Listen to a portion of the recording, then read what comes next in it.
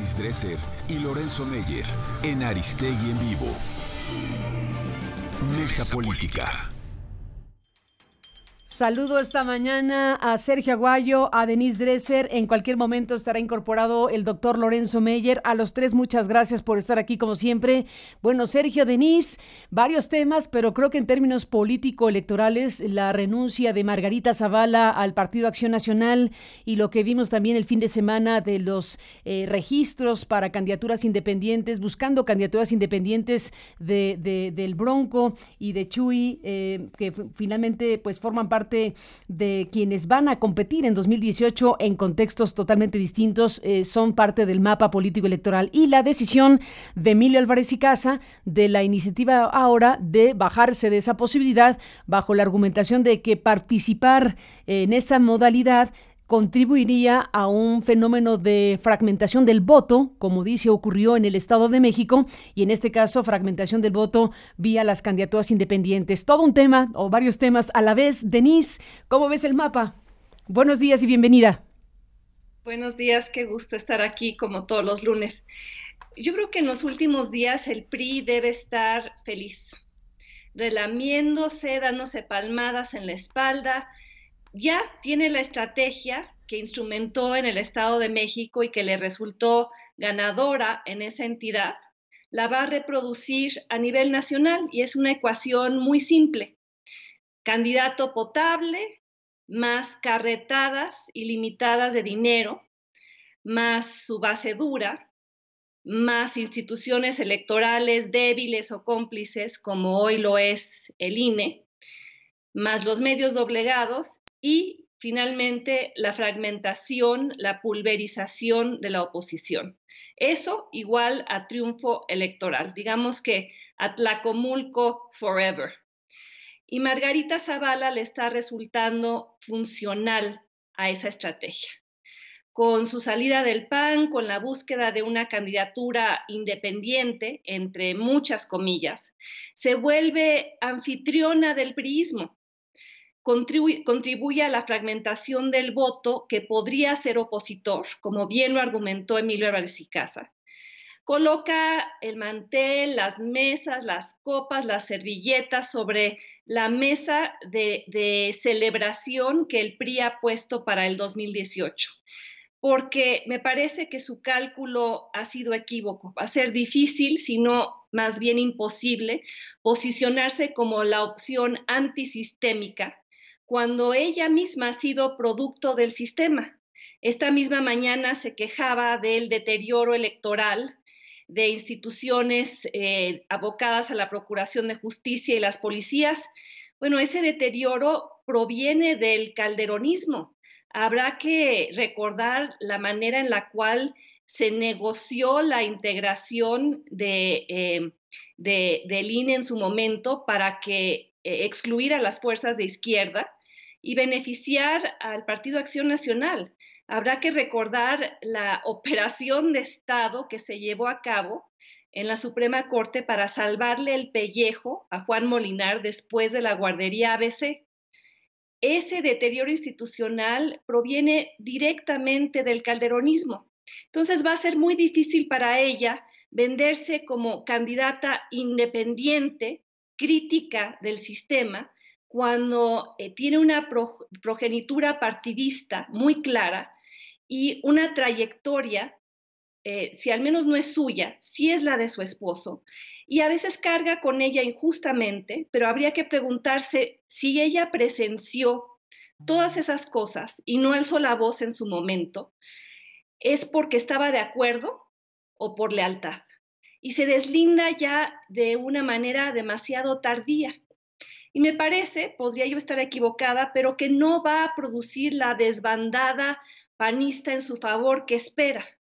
Porque los panistas pragmáticos se van a quedar donde hay presupuesto y posibilidades reales de ganar contiendas. Y mientras tanto, ese 10%, 15% del voto que conseguiría como independiente, y eso es en un escenario muy optimista, eso se lo va a arrancar al voto opositor, que tendría que aglutinarse para frenar el regreso y la restauración del PRI con la fórmula que ya he descrito. Margarita le está entregando el prestigio que tiene entre algunos sectores, la popularidad que evidentemente demuestra en las encuestas, las está poniendo al servicio de la podredumbre del PRI, junto con otros independientes, también entre muchas comillas, abocados a sazonar el caldo gordo para el PRI. Qué bueno que Emilio Álvarez y Casa hizo el diagnóstico correcto y decidió no prestarse a esta farsa. Qué bueno que él dijo con mucha claridad que no iba a serle funcional al PRI. Margarita Zavala lo está haciendo y qué lástima dada su trayectoria en los momentos en los que el PAN fue verdaderamente un partido opositor. Ojalá que recupere sus raíces, pero ya no estará ella presente ahí. Denise, Sergio, déjenme recuperar precisamente lo que dices, Denise, de la declaración de Emilio Álvarez y Casa. Este es un fragmento, Sergio, que te permitirá seguramente analizar también el mapa de cosas que están a la mesa. Esto fue lo que dijo Álvarez y Casa, una parte. La promoción de candidaturas como la de Armando Ríos Peter, Jaime Rodríguez y Margarita Zavala, por mencionar algunas, ha sido orquestada desde Los Pinos en busca de beneficiar al PRI. Estas candidaturas son piezas clave, consciente o inconscientemente, del modelo Atlacomulco. Rompe o corrompe. Como lógica de acción política para favorecer a Peña Nieto, su partido y sus aliados. Estas candidaturas, lejos de contribuir a la construcción de confianza, representan los más viejos estilos de hacer política, con intereses personalísimos por delante, con largas trayectorias en los partidos políticos, cuya cultura y práctica no va a cambiar por el hecho de que se digan independientes, entre comillas. Ofrecen hacer lo que no hicieron ni hacen desde el poder. Basta revisar su historia y trayectoria para saber quiénes son. Ante estos escenarios, y después de una larga reflexión colectiva, como refirió Alfredo, mucho más allá de mi persona, en un ejercicio de búsqueda de congruencia, informo que he decidido no ser funcional a los intereses ni estrategias del PRI, y por eso no seré un candidato independiente más. Pues una parte, la parte sustantiva de lo que dijo Álvarez y Casa al anunciar la declinación de la búsqueda de una candidatura independiente por la presidencia de México. Sergio Aguayo, ¿cómo ves el mapa completo de lo que acaba de analizar Denise? Mira, coincido plenamente con el análisis que hizo Denise sobre el panorama electoral. Tengo poco que añadir a ese sentido. Lo veo desde otro ángulo, porque creo que en el 2017 está quedando claro que se están reconfigurando las fuerzas políticas y que ello se refleja en lo electoral, es decir, invierto el orden, veo el contexto, veo la estructura, veo lo que representan las candidaturas. Y en ese sentido, rápidamente, el PRI es el PRI. Apéndice del gobierno, así nació, así sigue y pues así seguirá en tanto tengan acceso al presupuesto, a los presupuestos oficiales. En este año, sin embargo, lo que estamos viendo es cómo se desfondan el Partido Acción Nacional y el Partido de la Revolución Democrática. No es algo menor porque esas dos fuerzas fueron las que condujeron la batalla por la alternancia, el asalto a Los Pinos, sin el concurso de izquierda y derecha a partir de 1988, difícilmente hubiera habido una alternancia en el 2000, como la conocemos bien. Estas dos fuerzas, por diferentes motivos, se desfondan. No sabemos en qué vaya a terminar la aventura de Margarita o la aventura de Ricardo Anaya. Tampoco sabemos qué vaya a hacer el PRD. En esta revisión el Movimiento Ciudadano, el Partido Movimiento Ciudadano, sigue con su estrategia de atrincherarse en lo local y a partir de ahí ir construyendo una propuesta nacional. No tienen prisa, van con lentitud, administrando lo que tienen y acumulando hasta donde les alcanza. Candidaturas independientes. Aquí, la mayor parte de los candidatos, hoy leía en Reforma que son 30 y tantos, bueno, la mayor parte son iniciativas individuales, ambiciones personales o deseos buenos o malos, mezquinos o generosos por convertirse en el próximo presidente o presidenta de la República.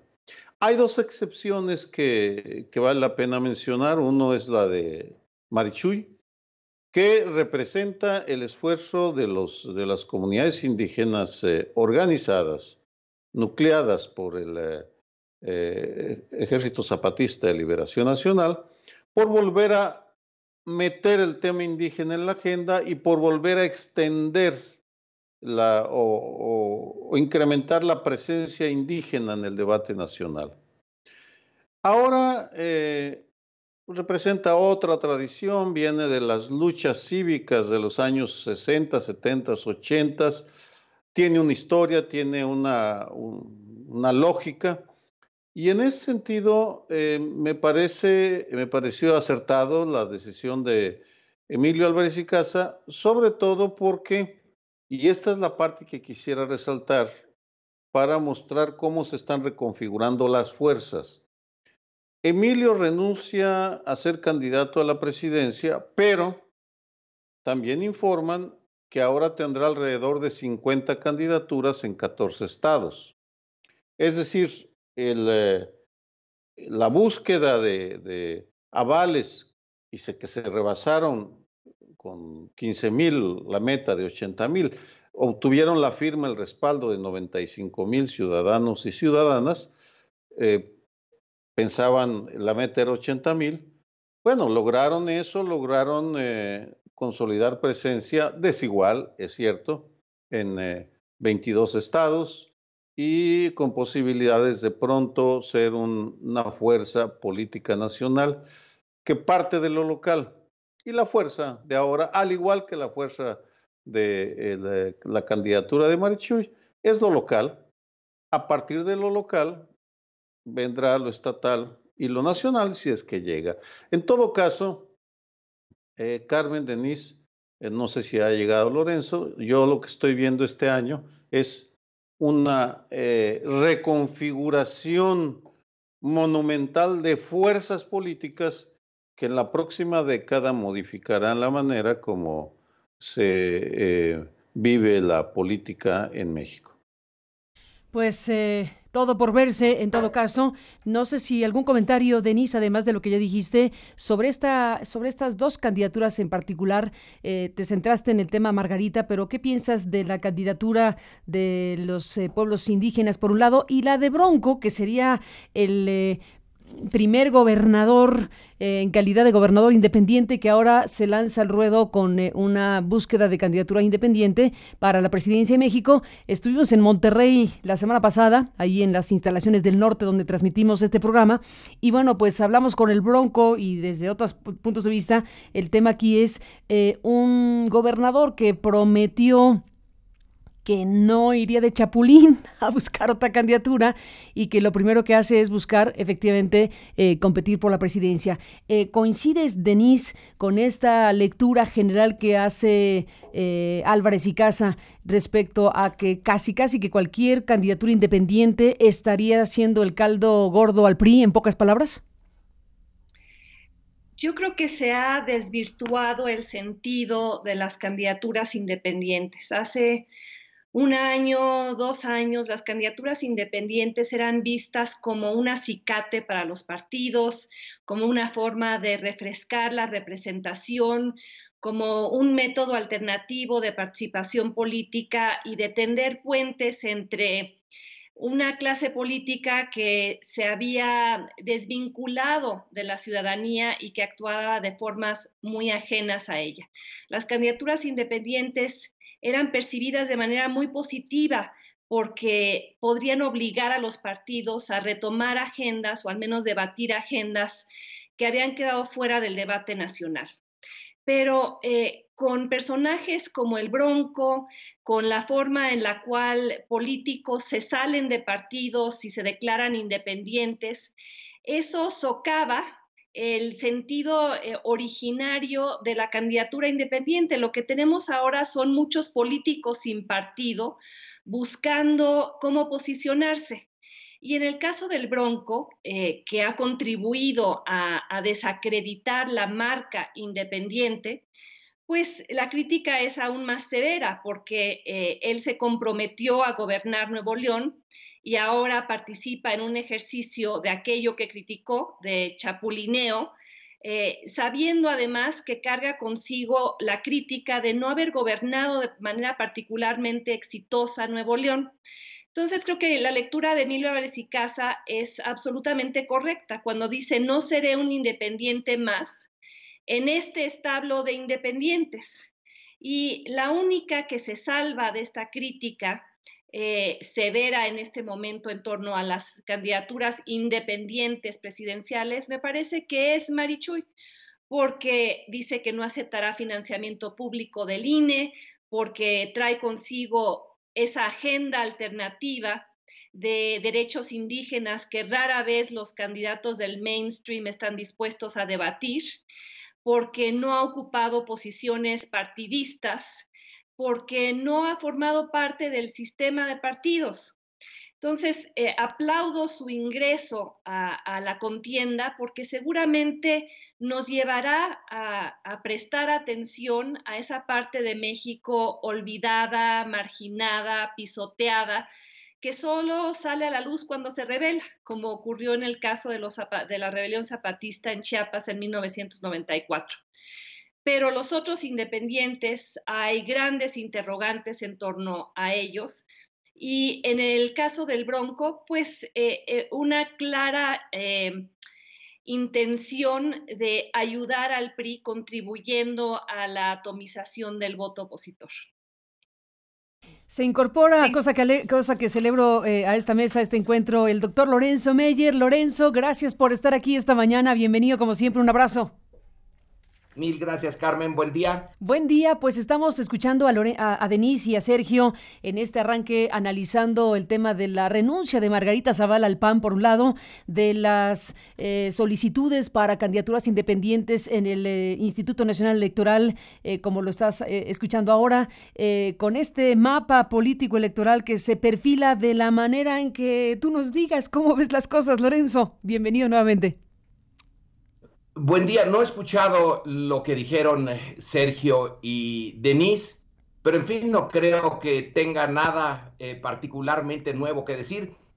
Estas candidaturas, que son 24, fantásticas, porque un tiempo nos faltaron candidaturas, ya no digamos independientes, nos faltaron candidaturas.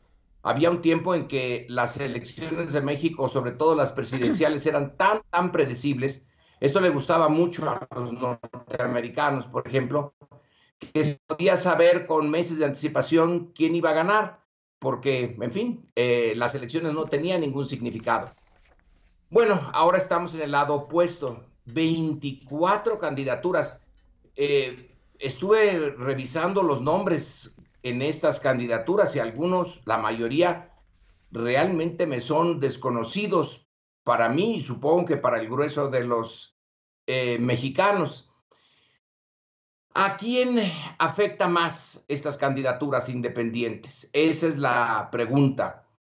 Algunos señalan que, bueno, afectan sobre todo al opositor principal, al opositor que lleva años de estar en esta, para usar el término que en un tiempo tuvieron los panistas, en esta brega de eternidades contra lo que queda del sistema autoritario, que queda mucho en México. pues afecta a AMLO y a Morena.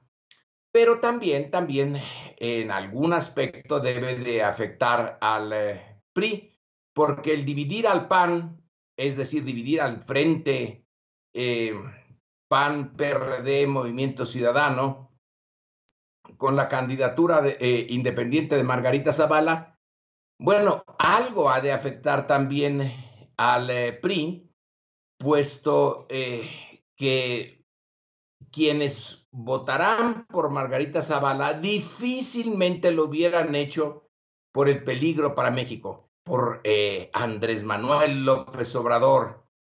Entonces, habrá que examinar con estadísticas en la mano, con encuestas de opinión pública, a quién de estos dos actores afecta más la presencia de Margarita Zavala.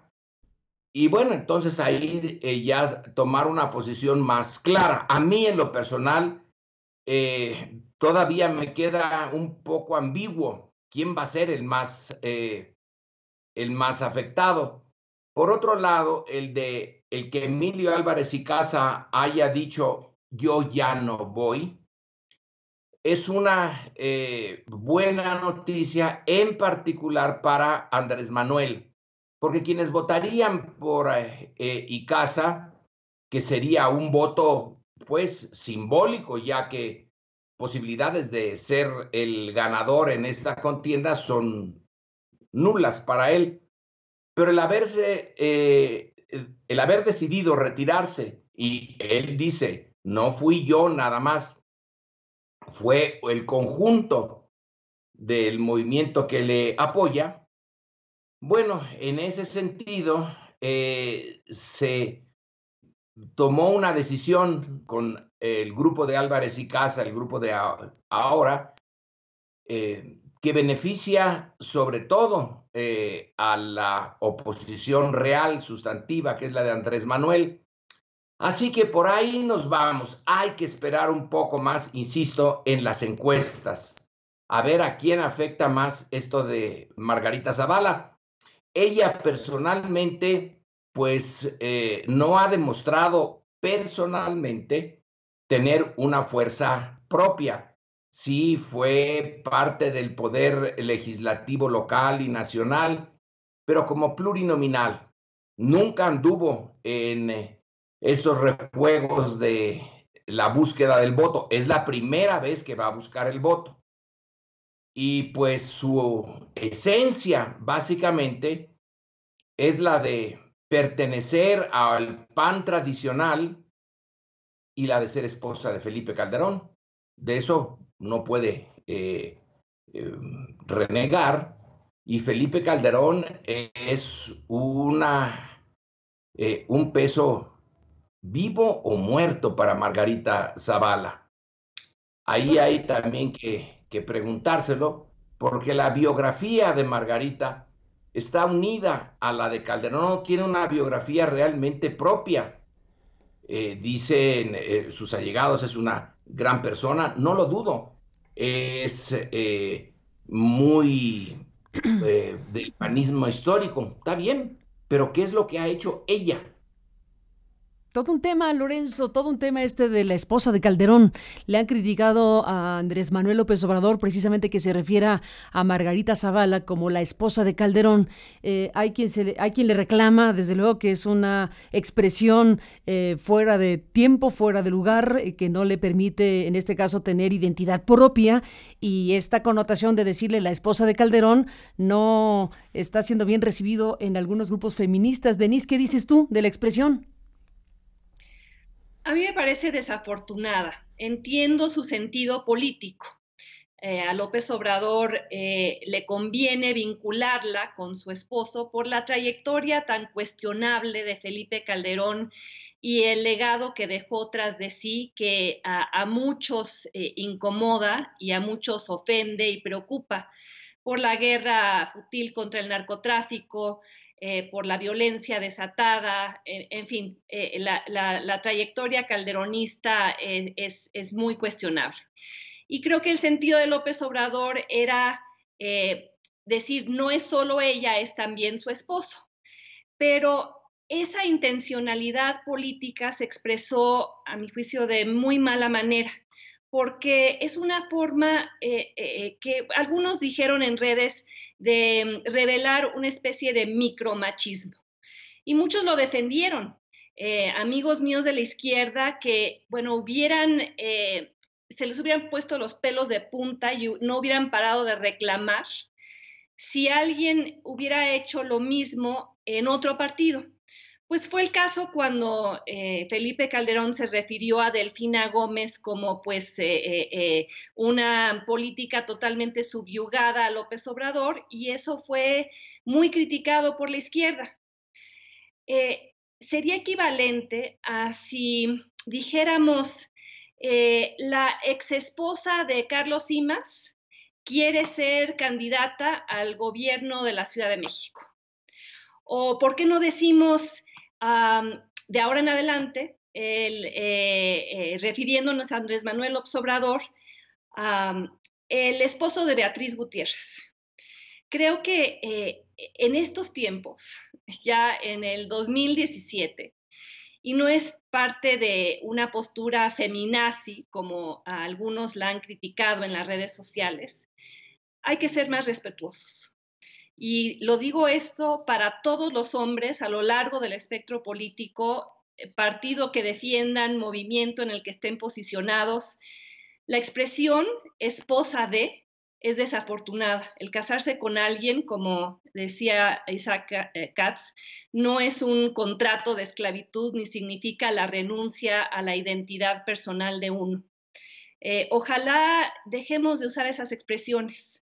No contribuyen a la creación de una cultura feminista, y sí, creo que el país debe construir una cultura feminista, porque el feminismo esencialmente es creer que las mujeres somos seres humanos con derechos equitativos.